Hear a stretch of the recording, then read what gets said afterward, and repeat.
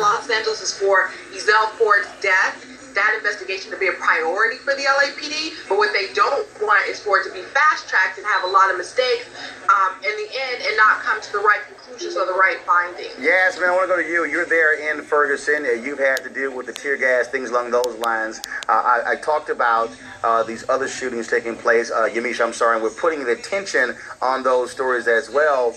Are you hearing folks on the ground there link Mike Brown and the other cases taking place around the country?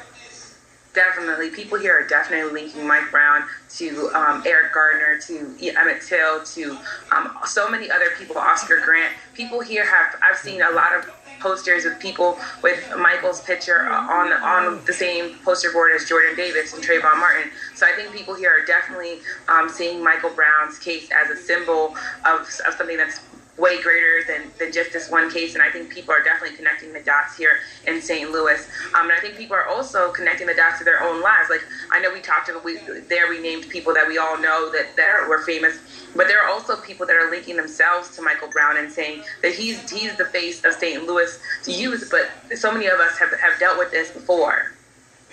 I want to go to Michael Steele here. I talk about these stories and linking them, and I think it's important for people to understand Mike Brown, Ezell Ford, Chavis, Eric Garner. All of a sudden, when you begin to look at it that way, it causes you to begin to say, wait a minute, these are not just isolated incidents. John Crawford as well, where you have this relationship between police officers and black men. Let's be honest, you ain't seeing white guys get gunned down the same way. Right, and I think that was, interestingly, one of the points that Rand Paul made in his New York Times piece, that, as a young man, if he were to mouth off to the police, he didn't have an expectation of being shot. And so the reality is still out there for a lot of young African-American men, that their relationship with the police is very different from the rest of the country. They are profiled, they are stereotyped, they are put in a particular caste, and they are responded to in a way that we don't see officials respond to other communities.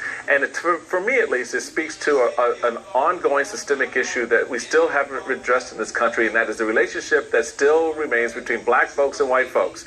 All this other stuff on immigration, all that stuff, y'all can have that conversation all day long. None of that really resolves itself until the black-white issue in this country resolves itself, because that is the root of everything else. Jasmine, 20 seconds, final comment. Look, I just want to say this. Overseas in Egypt, when folks rebelled against their government, folks called it an